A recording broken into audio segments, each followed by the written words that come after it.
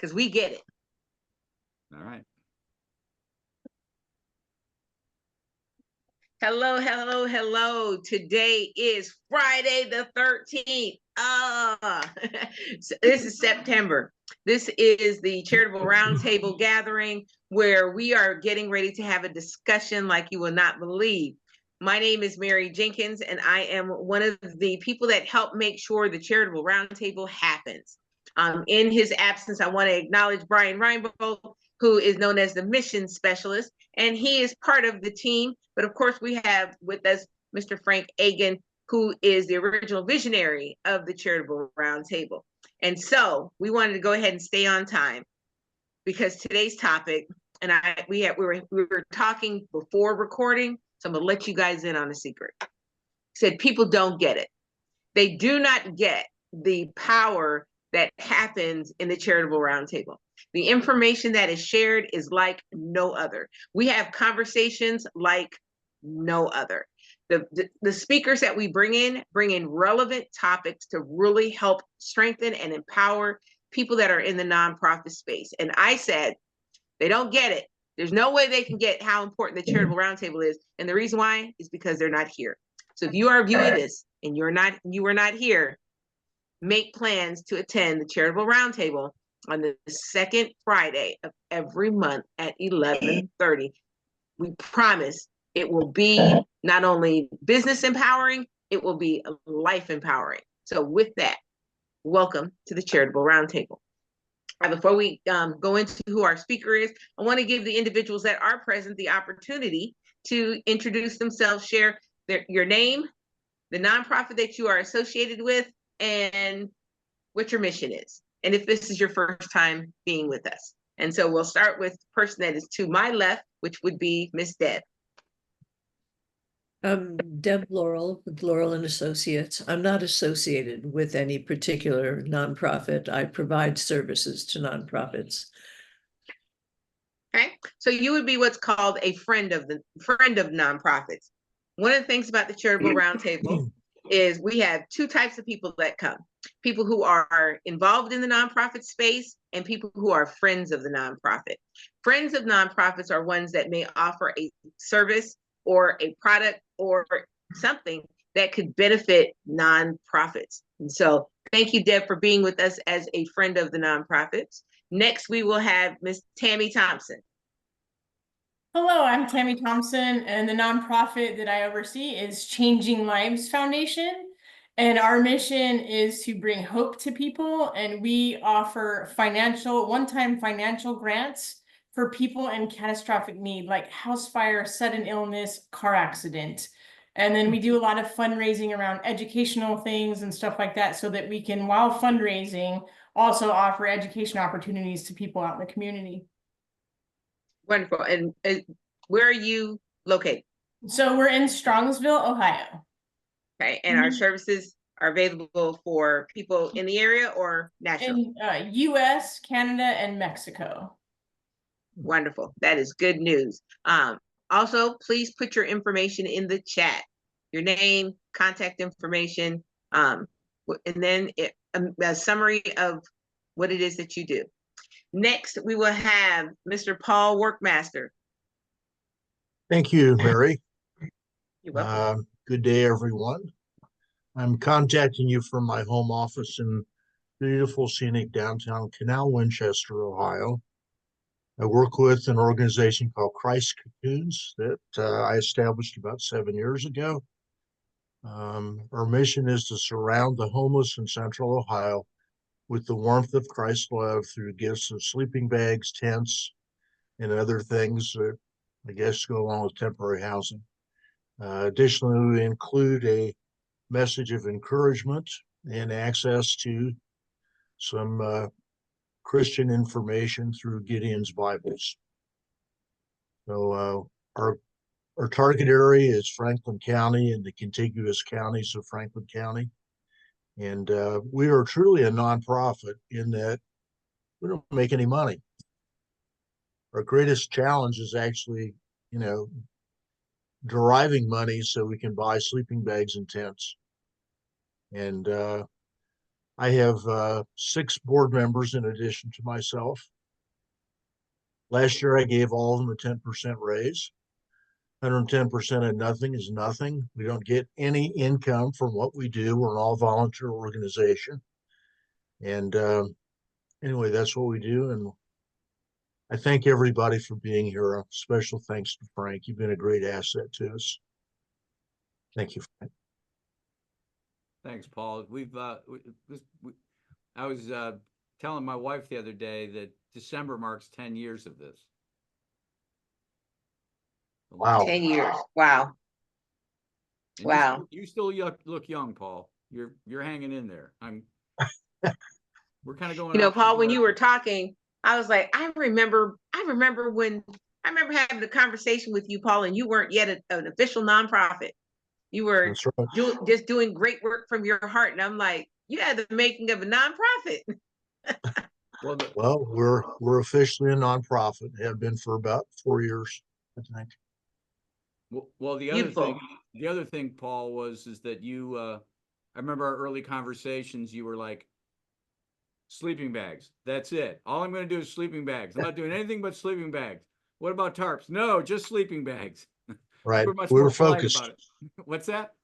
We were focused. We're Yeah. still on point. Yeah. So, I don't have room to store, a myriad of things. So in my garage now, there's not room for one of the cars. okay. We have about 47 sleeping bags in there. And about a month ago, somebody contacted us and said that as part of a project for his church, he was tasked with the goal of taking $500 and multiplying it and giving it to some charity. And somehow, or other, he found out about us. He gave us 35 sleeping bags. So God's been really good to us. Good. Wow, that is a blessing in itself. All right. Well, next, I would like to give our visionary space to be able to officially introduce himself, even though I had said something. And so, Frank, if you would introduce yourself. Okay. Thank you. Frank Yagan. I run an organization called Am Spirit Business Connections, which is a for-profit networking organization. Like Deborah, I am a friend of the Roundtable. Back in late 2014, just was kind of wrapping up being involved with my kids in their school, looking for something to do, and just said, you know what? I'm really good at connecting people. I'm really good at bringing people together and allowing them to figure out how to make it work. And that's where this kind of was born. Paul was at one of the very first, I call them gatherings. And I think you've met a lot of your people through here over the years. I know Tony Benina for sure. Yeah, he's on my board. He's a good guy. Yeah. So yeah, that's I'm here as long as people need it, I guess. Anyhow, back to you, Mary. I'll shut up. Okay. Well, thank you so much. So, of course, I got to tell you what's going on. So, years ago when I was battling cancer, I had a problem where the chemotherapy has caused my teeth to come out. So many years ago, I had a whole new upper piece made, and it had started getting loose. And one part of it is trying to fall out. And I don't like that. So I'm trying to keep it in there.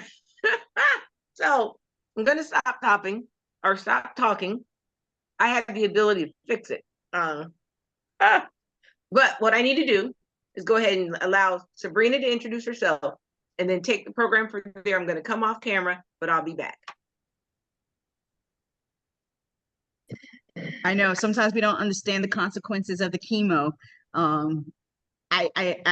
I was able to maintain my teeth, but I just had to do a deep cleaning for my chemo.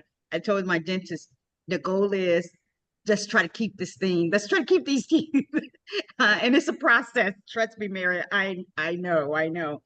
So for those that don't know me, my name is Sabrina Walker Hernandez. And I had the fortune of presenting the last time and talked about how to engage your board in resource development.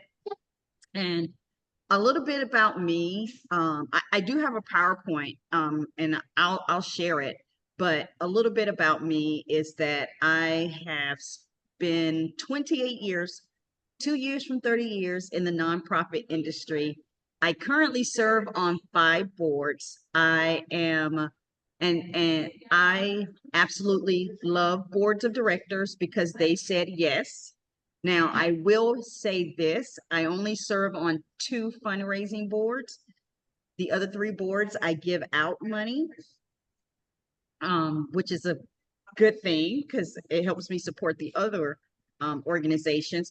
And I had a philosophy of only serving on 1 fundraising board at a time.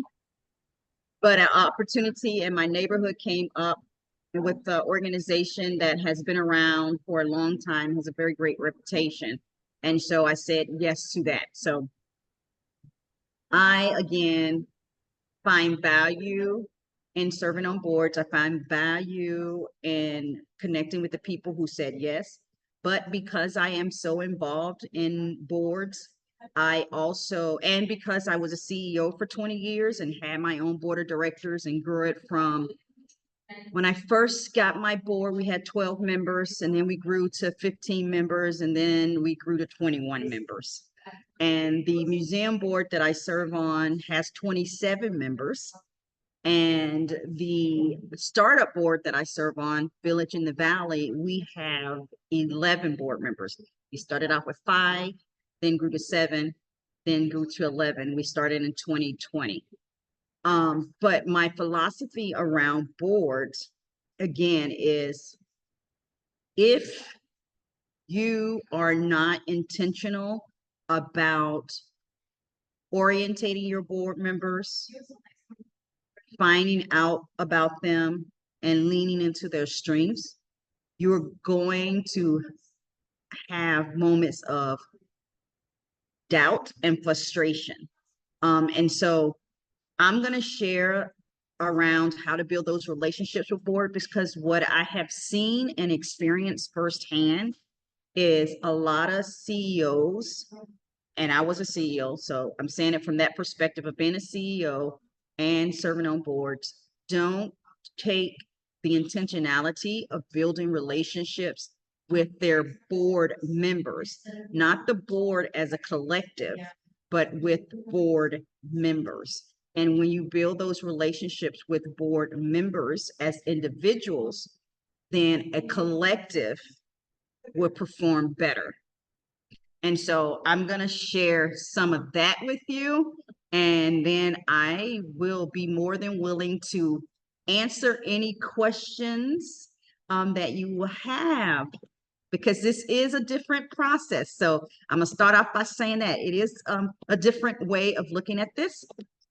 And so, again, I do have a presentation, although I live, breathe, and eat this stuff, but I have to have this PowerPoint because I'm on chemo 21 days out of the month, and sometimes my memory is not that great, and pictures and visuals and words help me, remember what I was going to say at that time, so everything flows. And so I shared about me and the background, but I also studied public administration and political science. And the reason why I have this picture here so that is this is me stepping outside of my comfort zone.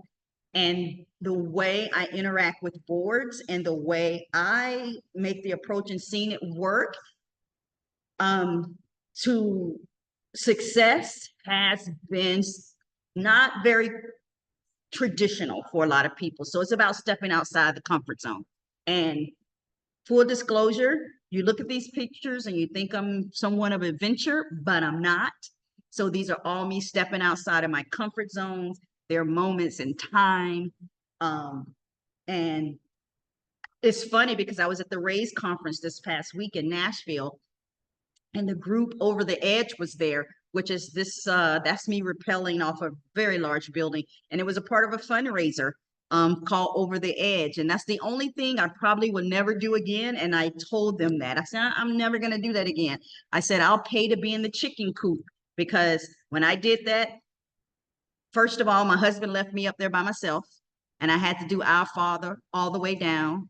And then on top of that, that night, I dreamt I was falling off that building. And I said, okay, that's a sign I'm not doing that again. So if they ever do that one again, I will pay to be in the chicken coop because I'm definitely a chicken.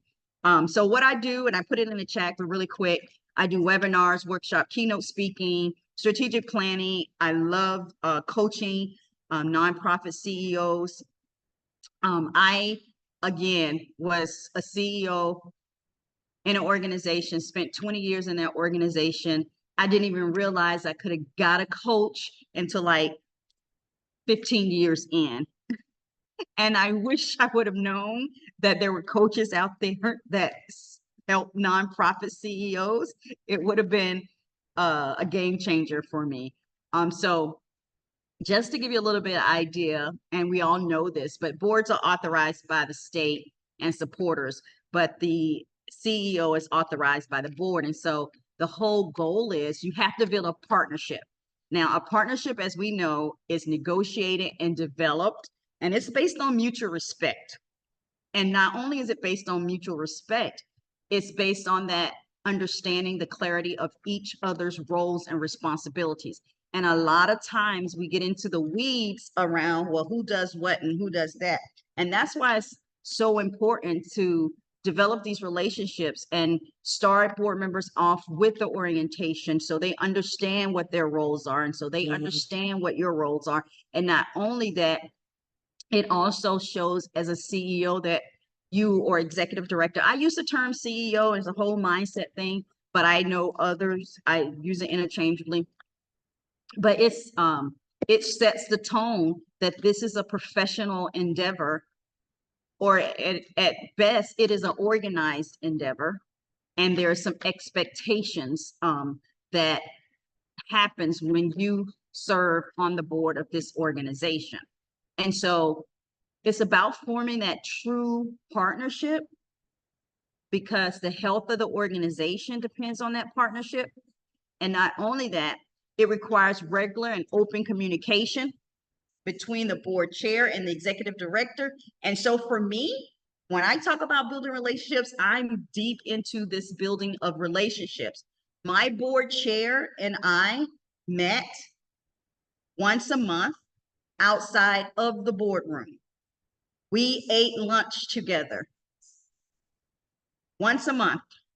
And during that lunch, we talked about the good, the bad, and the ugly. And sometimes we even talked about other things, but it was about the organization and where we were going and what strategies we had and what was coming up and having that open communication. And sometimes we met and we didn't have organization stuff to talk about, and that was okay. That's where I got to know them better. And the thing about this partnership is everyone has to examine their assumptions, and they have to be willing to do that. Because what happens is your board members, my board members have served on other boards before.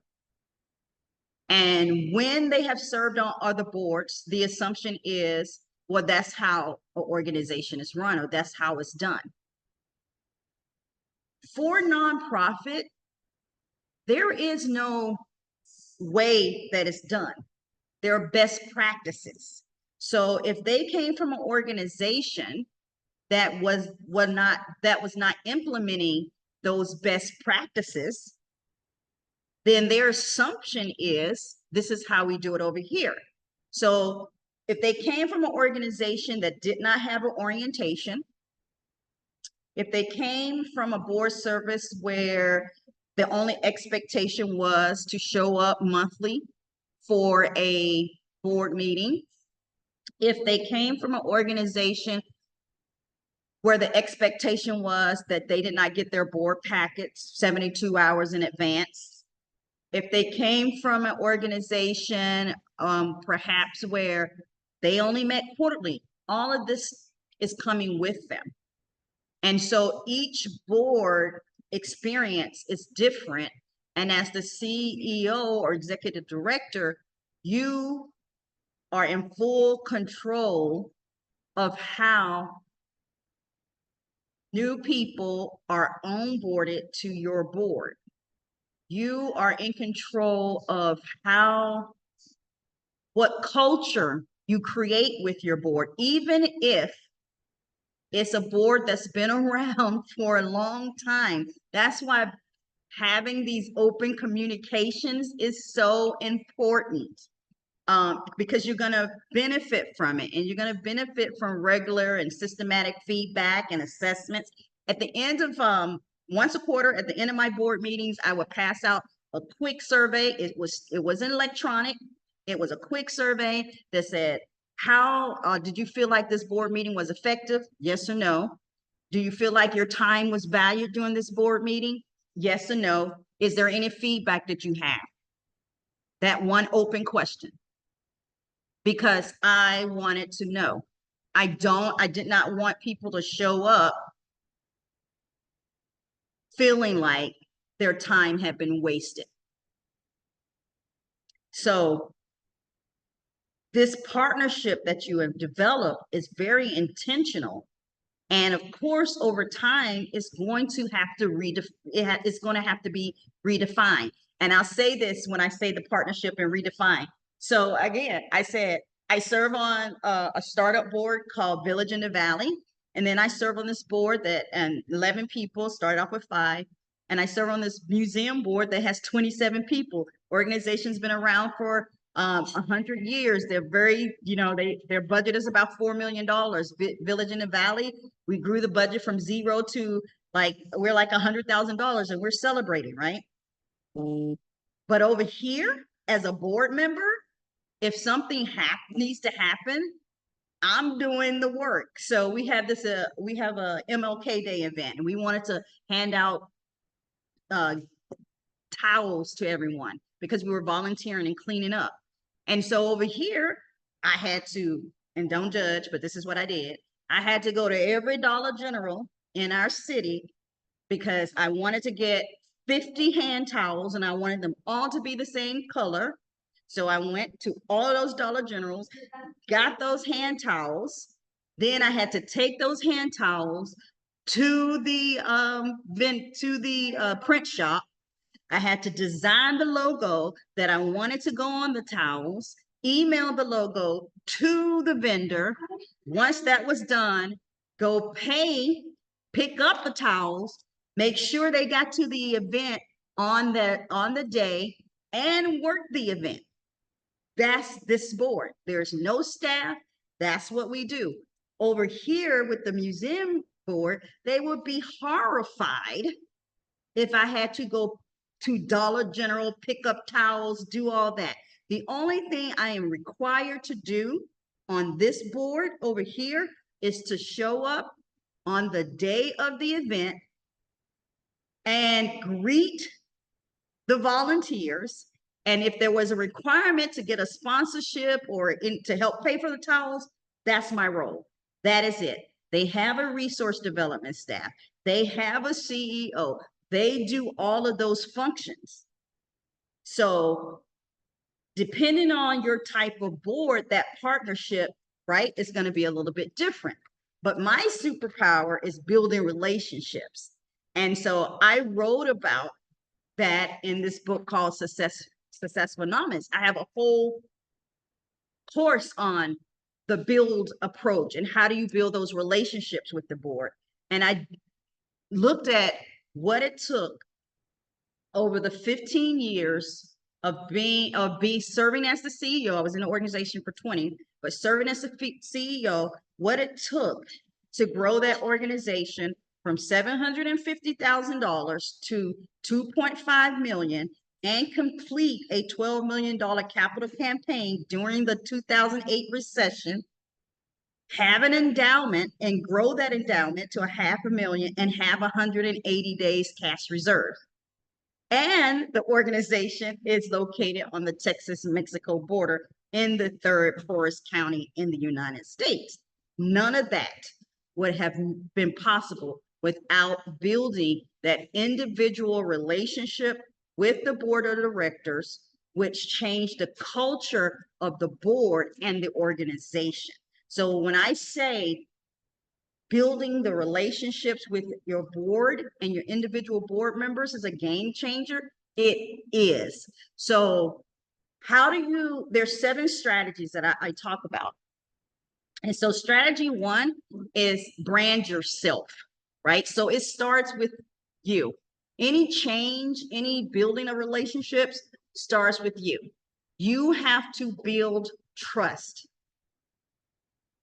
I have so many CEOs that complain about their board, but they also they're not prepared for board meetings, or they don't show up to me. I have one CEO where the board is calling me going, we set up a meeting and they didn't show up. Or they're telling me I'm micromanaging, but I know I'm micromanaging, but because I asked for a calendar and I don't get a calendar. And it's disorganized. So it starts with you. You have to build trust with your board. They have to know that you're going to do the job, right? And that starts with open and honest communication. It starts with you being consistent, being reliable, and working hard. And the most easy, quick, not quick, but an easy thing that you can do is run an efficient, focused, and collaborative board meeting. Board meetings should not be the CEO or the ED doing all the talking. It should be a collaborative effort.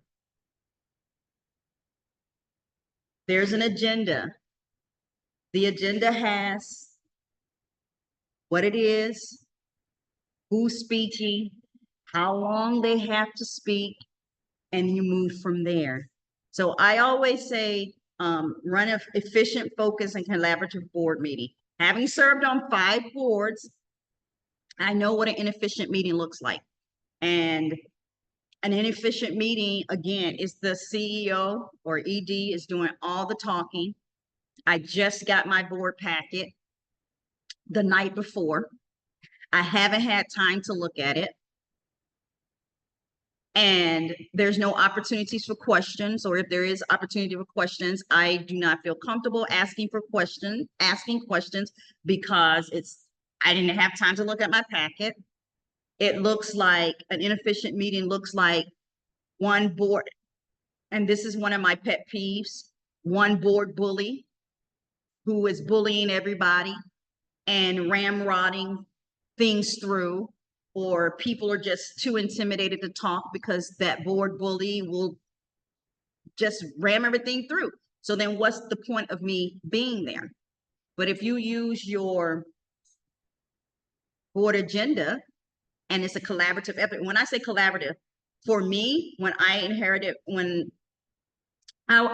my organization from a founder who had been there for 30 years. And did great work. And she trained me, and I shadowed her for 5 years, and I love her. I speak her name. Her name is Mary A. Flores. But Mary, when they were at the board meetings, Mary did all the talking. Mary created the board agenda. Mary did all of the talking, and the board members sat and listened.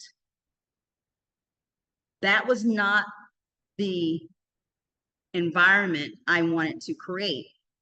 So the environment that I wanted to create, again, was more of a collaborative process. So the executive committee, when I got this is what I said. I said, I want a collaborative process. And so be careful what you ask for, because I did ask for it. And so the only time that my executive committee could meet was 7 a.m. in the morning, and I'm not a morning person, but I said I wanted a collaborative process, and it worked out for us. So we would meet at 7 a.m. 2 weeks prior to the board meeting. I would walk in with a draft agenda because, again, I'm being reliable, I'm being consistent, I'm building this trust. I would walk in with a draft agenda, and we would have breakfast, talk and do that, have the draft agenda. We would review that agenda. they was the secretary or the treasurer will review their part and would say, well, this is what I want to have on the agenda. Do you make sure that we have, you know, the monthly reconciliations? This is the question I have from looking at the materials. The board chair, same thing. Everybody went through their section and said, we're missing this, or add this, or no, we don't want to talk about that. It was a collaborative process. I had to be open to that process because it was different and they bought into it.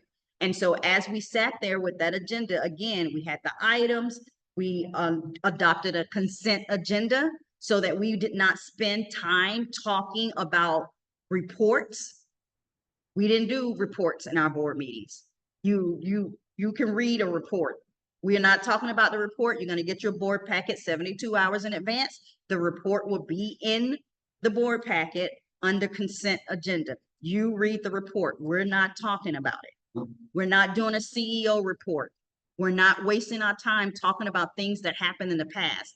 We restructured our agenda so that it was strategic. So what did that look like? That looked like starting the meeting off with a mission moment where I worked with kids, so I was very fortunate, where we had kids come in to the top of the meeting and they said who they were, why they came to the after school program, blah, blah, blah. Then we did consent agenda. All those reports was in that consent agenda. Took 2 minutes. I make a motion to approve the consent agenda as presented. Before that, when I sent out the packet, I would say, once you review your packet, if there's something on the consent agenda that you have a question on, please email it out to everyone and I will respond via email. That way we don't have to take it off consent agenda when we're in the meeting. But these were all very intentional things on my part and on the executive committee part to go on this journey with me. So then the next 20 minutes after the consent agenda, the next 20 minutes of the board meeting was board education. What did board education look like? Board education looked like I would come, here's one that I really love to do. I would come in with the list of all our donors and their telephone numbers. And for 20 minutes, everybody got 5 names and they got a script. And they would call and say thank you to those donors. Then we would come back together. Most of the time you got a voicemail, but then we would come back together and report back. Like, anybody want anything to share it? And 9 times out of 10, one board member would say, such and such was very happy to get this call because they don't get these calls from any other organization other than us. That is introducing your board to fundraising. That is fundraising training. That's 20 minutes. Then the next 45 or so minutes was around our strategic goals. Goal 1, 2, and 3. And always there was a fundraising goal. Y'all know this. So we talked about where are we at with this. If we had an event, it focused on that event. So 45 minutes. And then we did a generative question at the end. So everybody go, what's a generative question? It's one of the generative questions that we did at the end was like, what's the last organization you gave to and why? We asked our board members these questions. And the way that I got planned giving introduced to our board was having a generative discussion. Have you left any organization in your will? And we found out there were some board members who had left people in their will. And we were like, well, why? Why did you leave them in your will? And they shared why. And that was a great starter for us to talk about what are we doing in the avenue of planned giving? And how do we position ourselves to be a recipient of a planned gift? But that's very strategic. That is how you run an efficient, focused, and collaborative board meeting. And that's 90 minutes. That's how long that was when the board said to me, we'll ride down this process with you, but this is what we need, no more than 90 minutes. And let me tell you about the front part of our agenda. And I can talk, so please keep me accountable. because we just on strategy 1. But I will go quicker. The first part of the agenda, and some people buy into this and some don't. But when we talk about running efficient, focused, and collaborative board meeting and changing the culture and building these relationships, this is what my board agreed to. And the 2 boards that I serve on right now, they don't do it this way. But this worked for us. And so I like to share some of those best practices. At the beginning of the board packet, there was an attendance roster. And that roster had all the board members' names going across this way. And it had all the board meeting dates. And it had an A if they were absent, a P if they were present. And because for us, we were really clear about following our bylaws. If you missed 3 consecutive meetings, then you could be voted off. And so people needed to be aware of where they were in their attendance. And when people start seeing their names, they would not miss, or we saw others who had a pattern and we decided that they probably were not for our board. They would get 2 absences and then they'll be present. And then they would get 2 absences and then they would be present. So it allowed us to see patterns and really lean into the types of people that we wanted. So that was at the beginning of our board packet. The other thing that was at the beginning of our board packet was a point system. And that point system, again, we had all of our board members' names and we had how many points they had. Attending a meeting was a point. Every $1,000 that you raised was a point. If you chaired a committee, that was 5 points. The board came up with the points. The goal of everyone was to have 15 points at the end of the year. We talked about it quarterly. We didn't talk about it every month, but we talked about it quarterly. So, and it was color coded, red, yellow, green.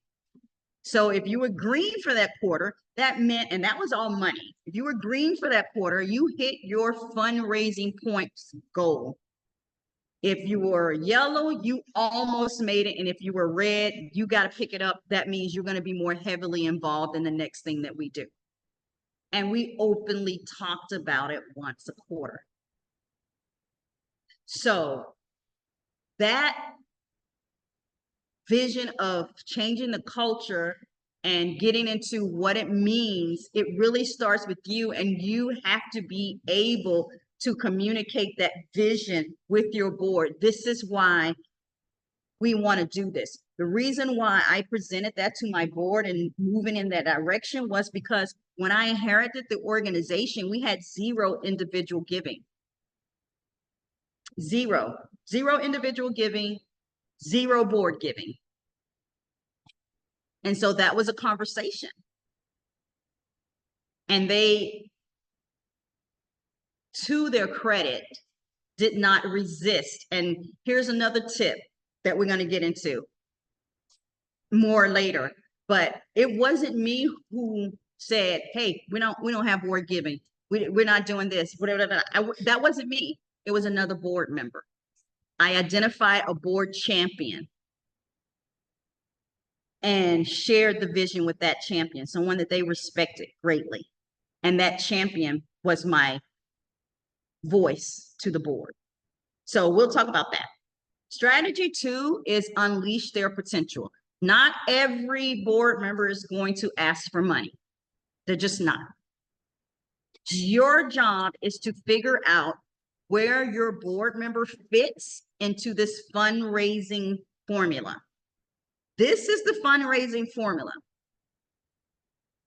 10% of fundraising is identifying, 10% is qualifying, 60% is cultivating, which is building relationships. Only 5% is asking for money, and then 15% is saying thank you. Some of your board members are going to be door openers, some are going to be cultivators, some are going to be askers, and some of them are going to be thankers.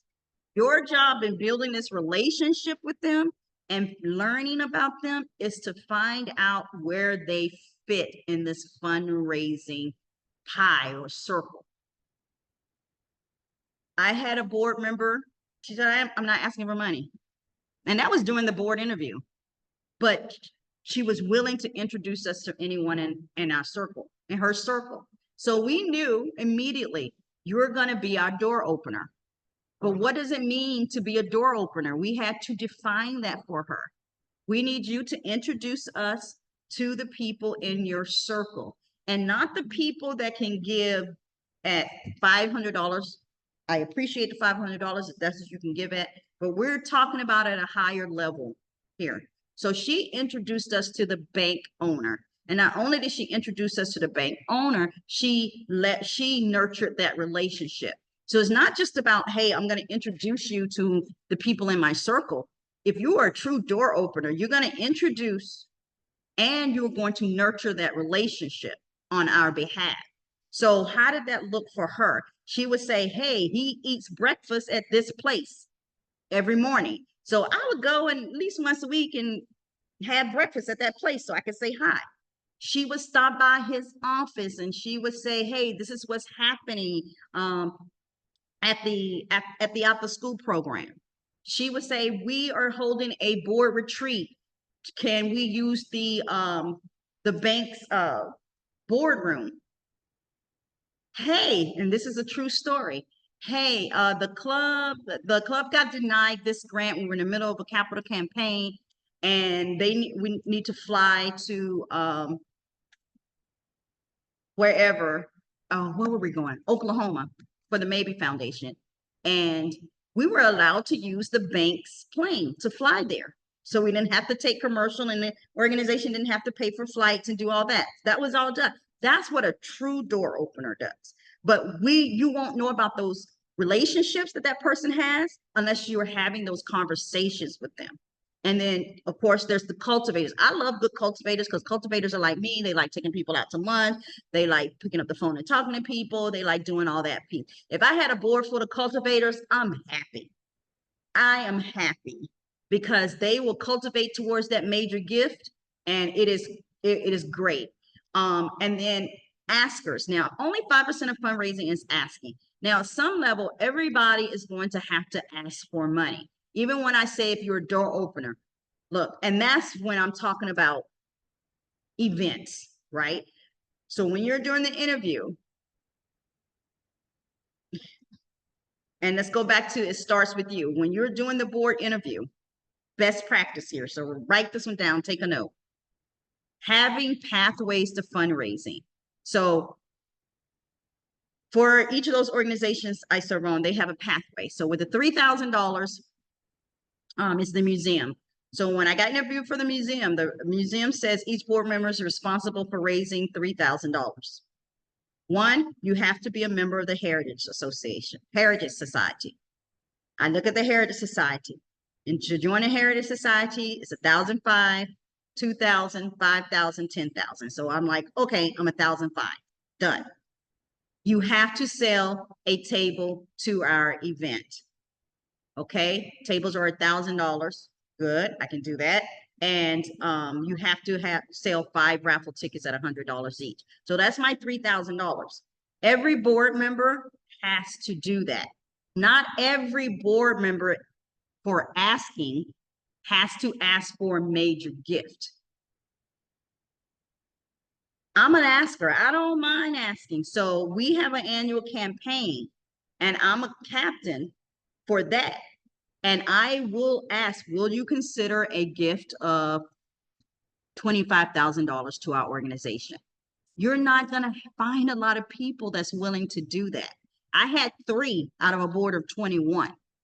So I was okay if they was cultivators, because if they built that relationship, right, when we go in and ask for the meeting and they set up the meeting to say, I would love to come and have a conversation with you and bring our executive director from our program to talk about how you can continue to support the organization. When it got after the small talk, I would be the one to say, will you consider a investment of whatever that X amount of dollars were? And then the thankers, of course, thanking. Those are the people who will make the phone calls. Those are the people who, to the major givers. Those are the people. each board member can play a role in this fundraising. You, as you're building the relationship with them, need to find out what their strengths are and lean into those strengths. And then your job is to inspire them. That's strategy number 3. Remember I said share the mission? Well, I didn't say that. I said mission moments. So at the top of every board agenda, because it starts with that, put your mission statement at the top of every board agenda. It's a simple thing, and we don't do it. Put the mission statement at the top of the board agenda, kick the board meeting off with the mission moment, have the client come in. If the client is a dog, you'll bring the dog.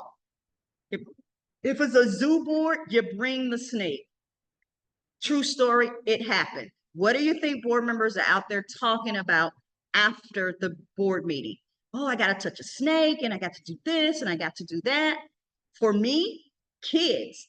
We had kids come in. They talked about why they came to the after school program, why it was important to them. My board would ask them what they like, what they don't like.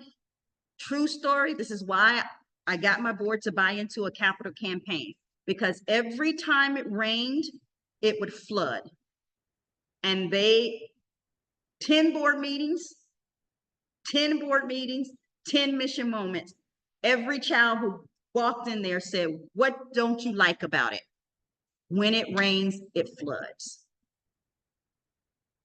That's a problem that's coming directly from the client, not from you as the CEO or the executive director.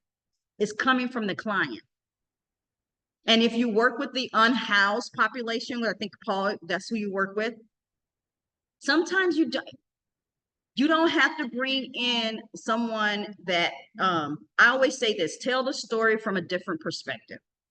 Tell the story. Oh, this is wonderful. Because I used to say, I have a client that works with the homeless population, and they correct me and they say unhoused. That's why I try to say unhoused.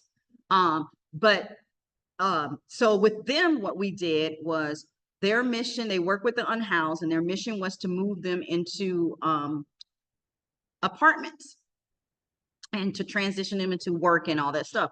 So we told the story from the perspective of the box. So the box that they actually lived in on the street, to it becoming the box that they moved into their home.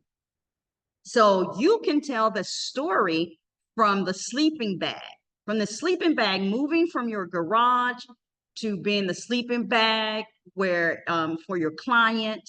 And you can do that using video, telling the story from different perspectives if you don't want to have your clients in there.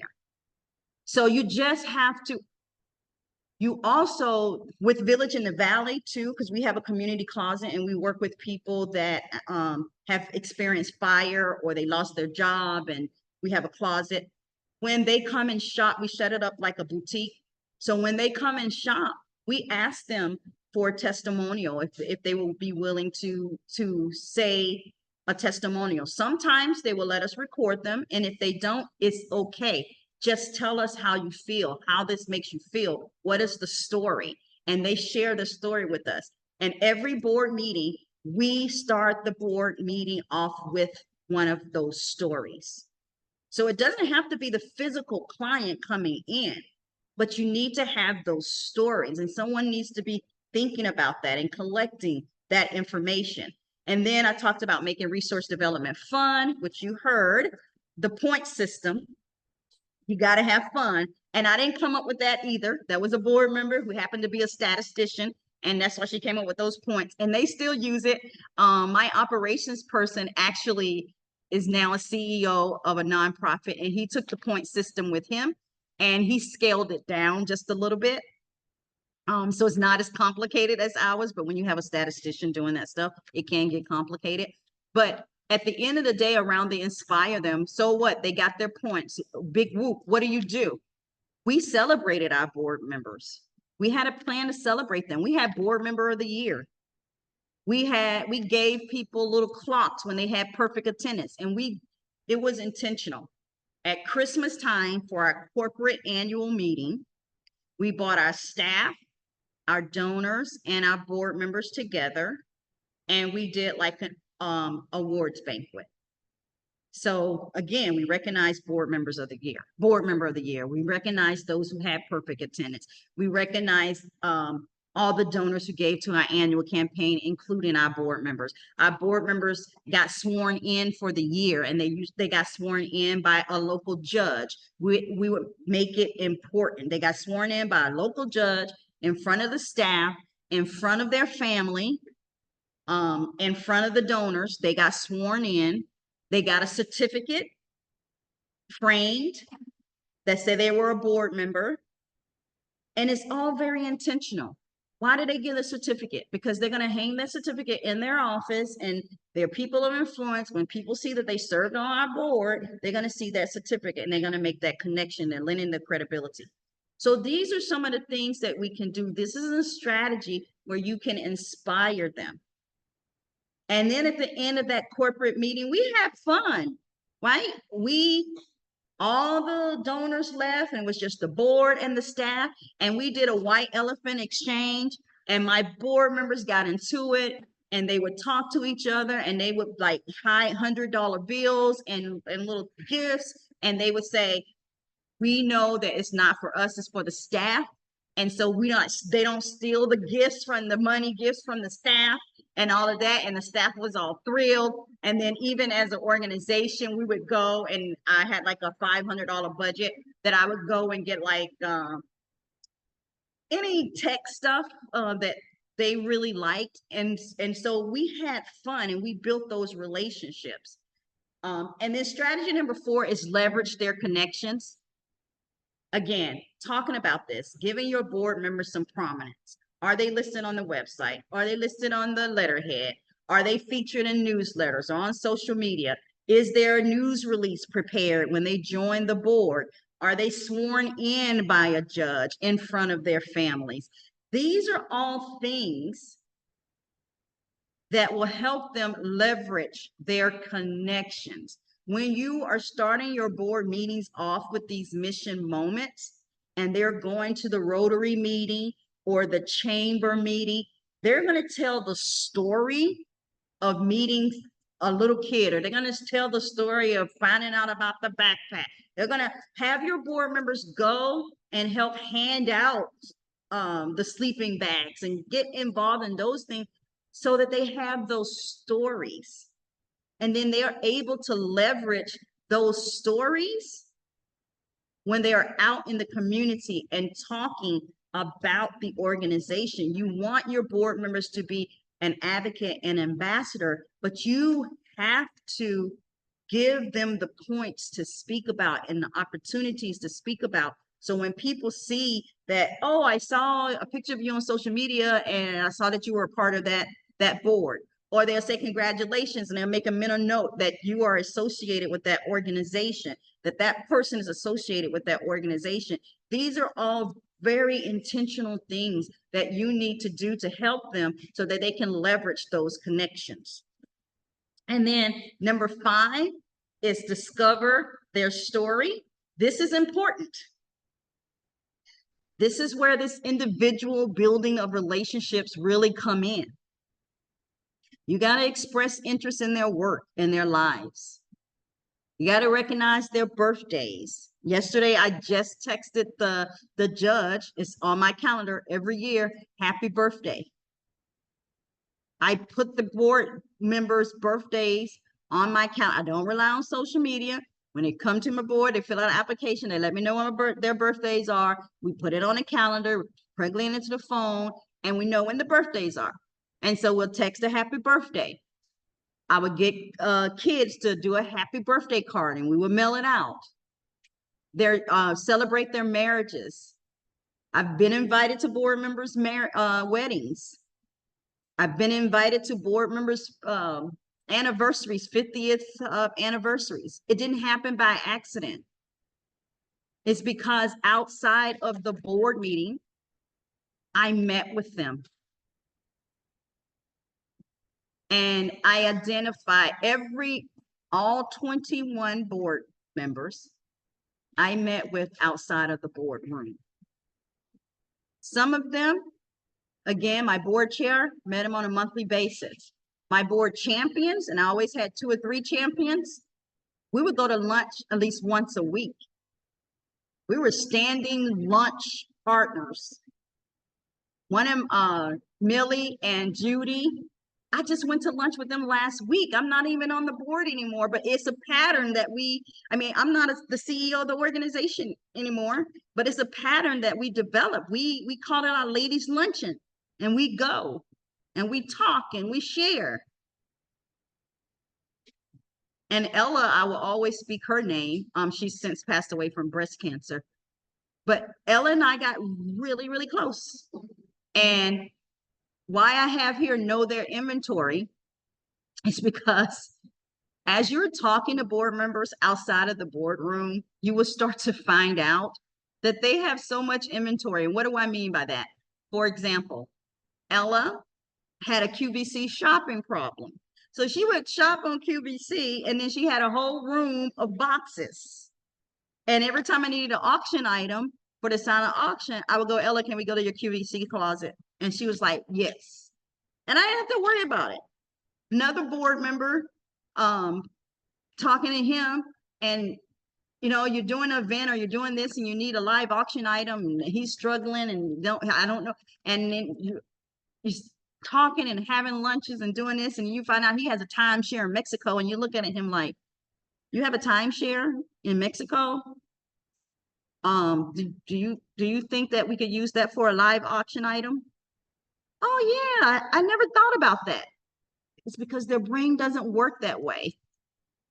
I had another board member who had a condo on the island, and I'm like, can we use that for an auction item? Oh yeah. I had another board member, she loved throwing parties. That was her thing. Her dress matched the tablecloths at her party. That's what she loved doing. So guess what she did every year? She threw our donor thank you party. Anybody who gave to us that year, we would send an invite to this party just to say thank you. We didn't ask for money. We didn't ask for anything. She had a band. We had drinks. Her dress matched the tablecloths, and we just said thank you. But I would have never found out any of these things without getting to know them and not finding out about their inventory. And then the other thing is know their communication preference. This is what it means. Everybody's not going to respond to your email. I hate to tell you that. I don't respond to emails. Emails make me nervous. I said I serve on 5 boards. So if those CEOs and RDs only communicated with me via email, they would not get the best of me. Because twice a day I try to check my email, and that's it. Because they make me nervous, they give me anxiety. So what they know about me is they will send the email, but then they will text me and they will say, hey, can you look at this one? This is what I need, or I need you to look at this one and respond. Or in the email subject, they will put response required, and it's not just because they want me to read it, because then they know I'm going to start ignoring it. So you have to figure out their communication preference. I have another board member of mine, Joe, and Joe, I was like, man, I sent you an email. He's like, I saw it. And I'm like, okay. Before I learned, even with myself. So what's up? You're not going to respond? He's like, nah, I usually don't respond to, he's the president of a bank, because I usually don't respond to emails. Emails alert me to something, but if you're really serious about wanting me to do something, you'll text me. I would have never known that had I not be having those monthly meetings with him, and at the very beginning, him being my board president saying, hey, I sent you an email, what happened? And he said, this is it. I had another board member that wanted Slack. I hate Slack, y'all. But because they wanted Slack, set up the Slack channel. With Village in the Valley and with the museum, they're all about WhatsApp. So I'm into WhatsApp group, but they also know I ain't reading those WhatsApp group. So if they want something out they really want me to do, they text me. I'm a text girl. Text me. So you got to know their communication preference, and you can't get frustrated when they don't adapt to your preferred communication method. I've seen so many CEOs go, they don't respond to email. I sent them an email and they don't respond to the email. So I don't know why I need them and why. I'm like, well, good luck with that, because everybody's not going to respond to your email. You know how many emails we get in a day. Y'all know how many emails we get in a day. It's overwhelming. And so then strategy 6 is provide board education. And that's start off with an orientation. Set aside 20 minutes on your board agenda for board education, whether that is making those phone calls or using that 20 minutes to talk about, let's come up with our elevator pitch. Are we all saying the same thing? Whatever that is, with my board, we had gotten to the point where we were approving board education plans in January, so that our board meeting knew what board members knew what topics we were going to talk about throughout the year. And I would send them a survey and ask what they needed more help on. And then they would give me that feedback. And then we did a board education calendar. Now, we started off with 20 minutes during the board meeting, but as we matured in advance, they said, I think we need more time on some of these. So they agreed once a quarter that they would start the board meeting an hour early, and that hour would be focused on education.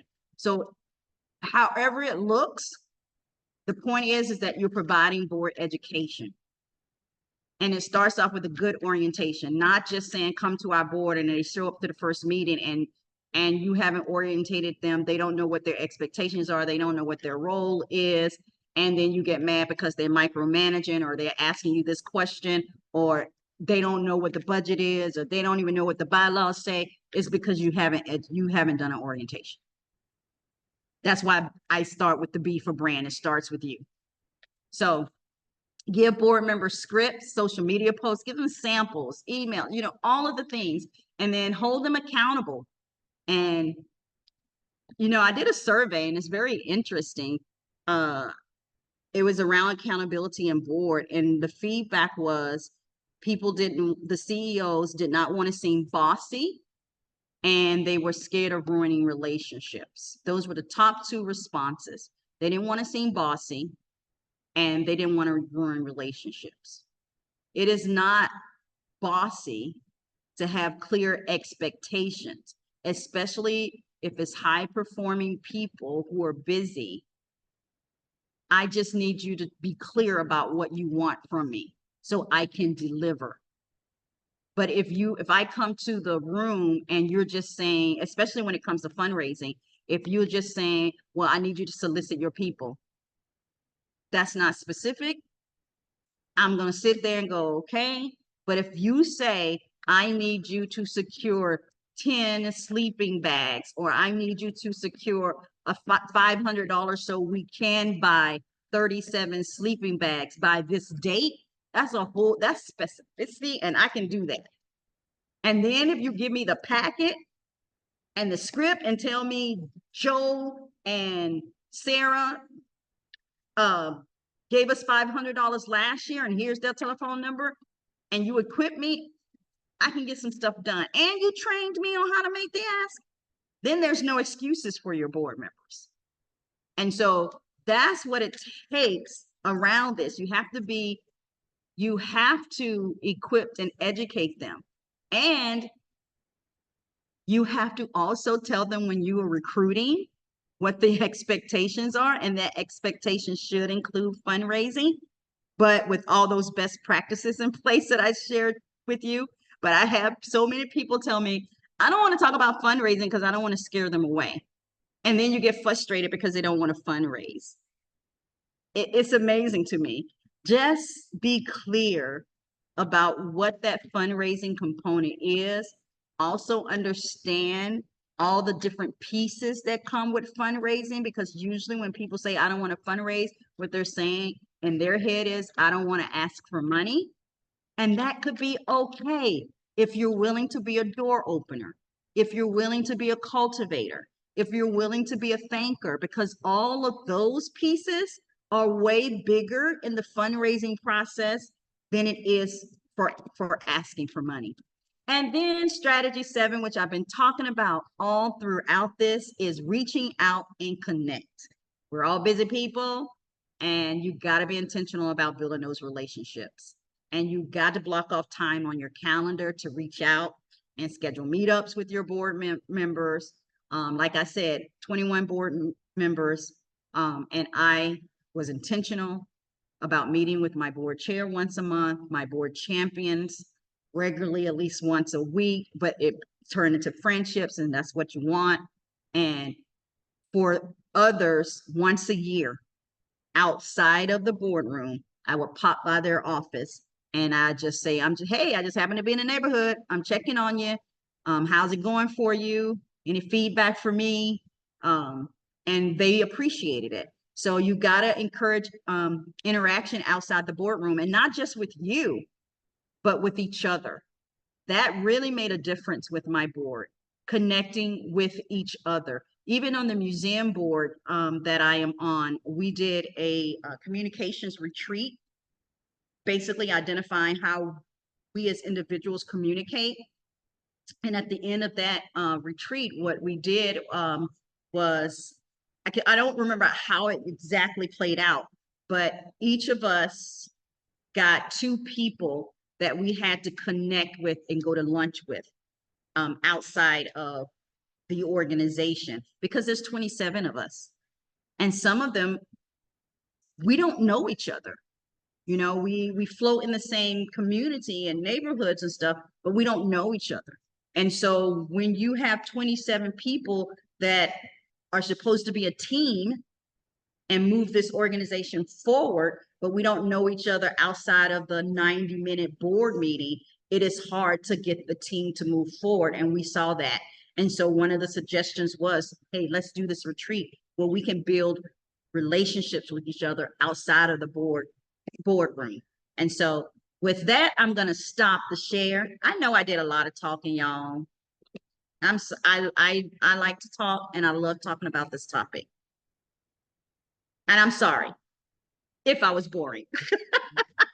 No, I'm not, I said this before to you, Sabrina, I'm not a not-for-profit, but I've, heard a lot of these different talks, and this is probably, you are the most comprehensive, you are the most insightful. Thank you. Yeah, I do like boards of directors. So if anybody has any questions around this content, please share. I don't know how you work. I'm not going to put you on the spot as to what you charge or anything like that, and nor should you reveal that, because it's like somebody saying, hey, will you paint my house? Well, I haven't seen your house. I don't know how big your house is, so I don't want to paint, so that's not fair. But I think anybody who has a board should consider just at least engaging you in a conversation about, okay, what could it look like? Where could you add value? Right. Thank you. The whole notion of looking at your board and everybody having different strengths, like there are Avengers, right? I mean, some's the Hulk and some are, Captain America. Tony Stark. Right. Yeah. Man. And some people love to ask. I mean, they are out there. Yeah. And then some people are just better at the back, the detail stuff. Yep. And for people to say, I'm not an asker, but you know what, I'm a connector, and I can get the asker in the door. Mm-hmm. You know what? That's huge, because a lot of times that's not the asker's strength. Right. So that's just enough blowing sunshine. So thank you. So now that I got my teeth taken care of, you don't understand. Literally, that has been my greatest fear. My greatest fear for probably ever since I started actually speaking in front of people, because I was like, man, it started out, where post the cancer, one tooth came out and I had a little flipper thing, and then more came out, and I was like, man, what will I do if I'm in front of a group of people and all of a sudden the whole thing comes out? And I would see commercials and stuff, and I'm like, oh my God. So today, and I've let my kids know, and I was like, oh my God, my greatest fear happened. And I wasn't standing in front of people. I was on Zoom. But I was able to get that resolved, and I was listening, and I'm like, oh my goodness, people have no idea idea the magnitude of the information that was just shared. Because I'm like Frank said, those of us that are, in the nonprofit space, we all need to schedule a time to sit with you. Yeah. Because Thank I you. was thinking about it. I was like, man, I'm just like, if Thank only. you. Yeah, If thank you. only. I know a lot of people do a little pushback on it because like, when do you have the time to do all that? And I will say that was one of my bigger struggles when I first started. And finally, someone said, a successful CEO, always find yourself a good mentor and a sponsor and all that. But he said, look, your board is waiting on you, and we all have the same amount of time in the day. But as the CEO, your job is to take care of the board and to take care of the money. But I didn't like doing that. I like playing with the kids. I like that part. I like playing with the kids. When I say playing with the kid, I like the interaction with the kids. I was operations before that. So I was very used to putting out staff fires and dealing with things like that. That was my comfort zone. Okay. And to have someone call me out and say, girl, you got to take care of your board and got to take care of the money. And I had to rearrange my time. And it was Well, hard. I look at, hey, you don't have time. I look at it's the Abraham Lincoln quote. If I have 9 hours to chop down a tree, I'm going to spend the 6 hours sharpening my axe, Yeah. Yep. And so these efforts to kind of, okay, we're going to take a month, 3 months, depending upon the organization and how often it meets. We're going to take this time to get ourselves organized. Right. Does feel like well, wait a minute here. We're kind of falling behind on things we need to do. Yes, but we will really push forward eventually. Yeah. So yeah. And I also said, you got to eat anyway. Yeah. So I just might as well eat with my board. I just had to make a conscious choice.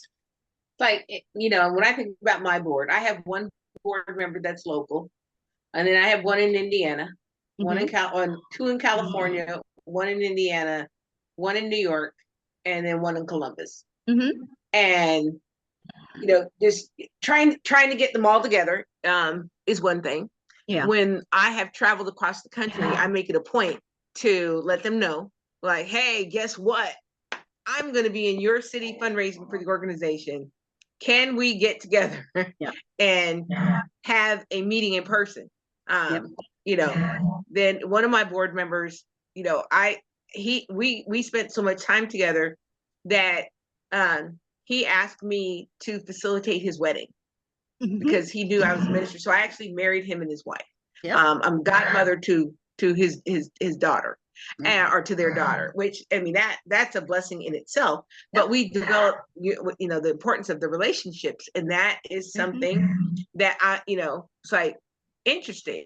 Yes. Because when you really have the relationships, then they can better understand your heartbeat.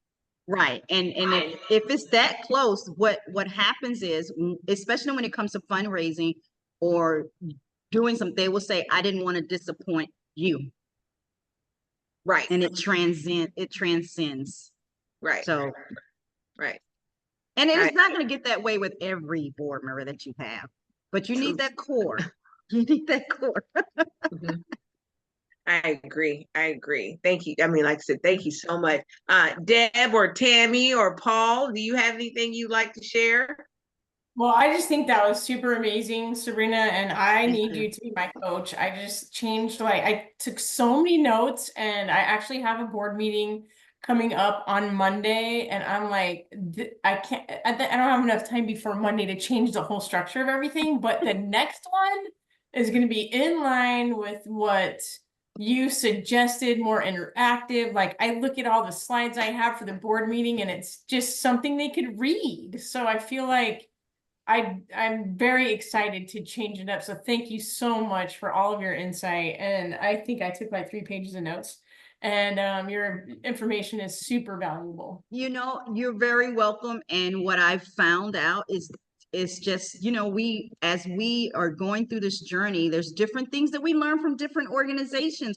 And my thing was, I learned about that by serving on a statewide board and how they do it. And so as you come to these types of events, and hear different people or go to a training and see how this person do this, you'll put things together that'll be best practices for your organization. Yeah, I'm gonna do something. I'm gonna share in the Zoom as soon as I figure out how I can do that. It's me. It's not anything else. I have all permissions and everything. I'm gonna share a sample agenda for you. That way you don't have to start from scratch. Got You're a amazing. question for you. You know, Um, Sabrina, I always tell people when I get out and talk, I have a minimum audience of 1, right? I won't talk to myself. If you were the only one on here, I don't expect you to talk. The only reason I say that is I am very disappointed in the attendance today. I'm very happy Tammy's here to hear this. And maybe that's God's will. I don't know. You know, I don't hope that doesn't offend somebody. It doesn't offend Paul, but or Mary, but who knows? But you get my point, right? There was a Yes. reason for today.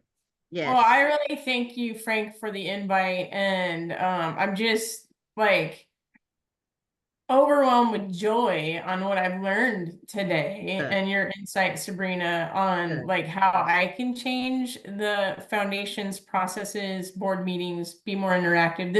Monday will be my first board meeting as acting executive director. Okay. And so I'm just doing it in line of, how it was before. Right. Yeah, And that's I'm what we all do. excited. Don't worry. Yeah, and so I'm super excited for the next board meeting. Yeah. And you seem like you're super busy with, all the foundation stuff, board stuff, all that, but I really need you as my coach.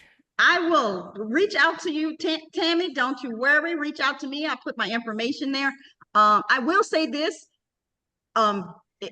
If you don't have like direct clients that you want to bring into the room, like I said, you can tell the story from different perspectives. But here's also, board members don't know each other, so you can even do mission mingles at the top instead of mission moments. And that mission mingle could be just a question of 2 board members introducing themselves and sharing why they serve on the board. So I do have a unique opportunity or a unique situation with my board where they actually do know each other. And we're like 6 board members, but they've worked in industries together and things like that. So they were well. Maybe they don't know each other well, maybe it's just like know of each other. So Yeah. I just love this, and I will be attending every single time this is happening. So Tammy, maybe with respect to your board members, and I could be wrong, but maybe there's an assumption there that's not true. Maybe the assumption is they know each other well, because you know what I do with Am Spirit, and I walk into meetings and I will be at a meeting like with your chapter, I get there once a quarter. And so I might see somebody interacting, and that might be the only time they've ever talked. But I'll have the impression that, oh boy, they're fast friends, and I'm totally wrong.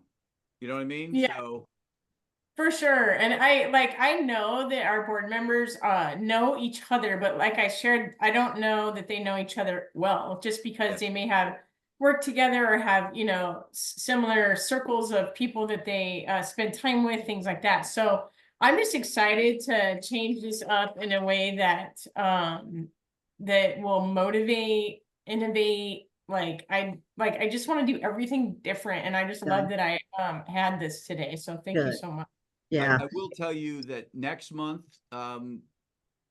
we have somebody on to talk about AI. Ooh, I love AI. I love AI. Now, if y'all how many up here using AI right now?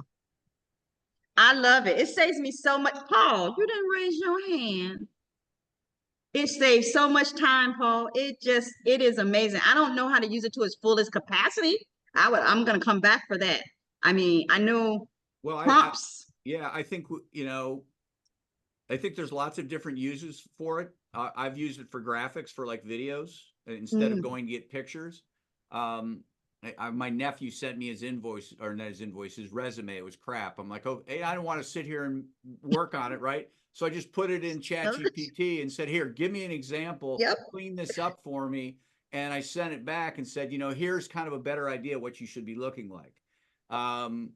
I did a podcast this morning and I'm like, okay, I want to talk about this topic. Can you give me an outline and give me some notes and give me a lead-in story? Boom, there it is. You know, there's my magic. You guys see all my magic, right? It's so powerful. So next month will be really good. That's a good one. Yeah. I'd like to add something. Yeah. I got an invitation from a guy named Darren Hardy. I get something from him every day.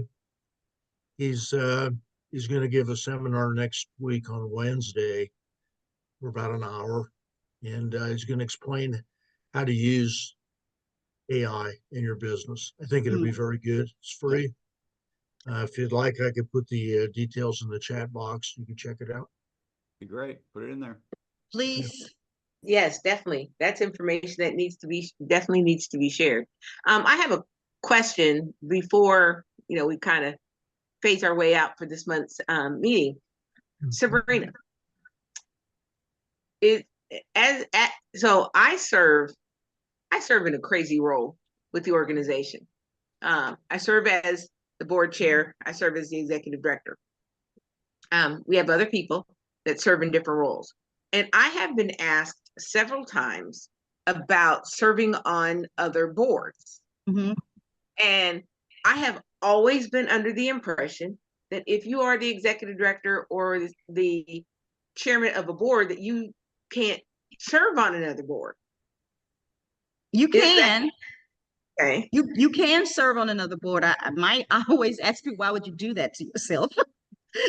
But you can serve on another board, especially as an executive director. I always found when I was executive director, I served on 2 boards.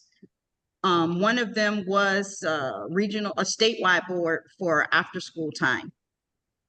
And I found myself to be in conflict sometimes because I'm fundraising for my organization and I'm also tapping into people for this organization. And just the bandwidth of things became an issue. But outside of that, I served on another, like a professional association board, and there was no conflict. It's just time, right? There's nothing that says you can't. I just always say, why would you do that to yourself? Okay. Well, that's good to know. But but like I said, I always thought that you just couldn't. Yeah. Now, legally you can, You can legally. It's like people always invite me to their networking stuff, and it's like, you know what?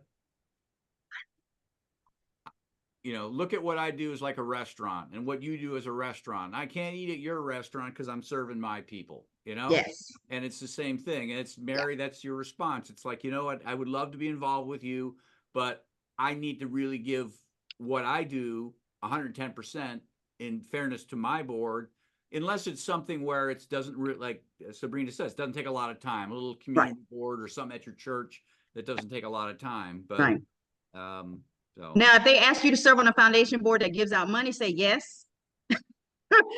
Outside of that, no. Bye, Deborah. Bye, Deb. Thank you for being here, and we'll see you next month. yeah, I need to close this up and let it cycle up so I can get the video. So thank you. To have it on record that our next meeting is, and Frank said about AI. It is. So you want to join us next month on the second Friday of the month. At 11:30, when we will gather again for another discussion of the Charitable Roundtable, October. Look for us to share. Thank you. Bye-bye. Bye. Bye.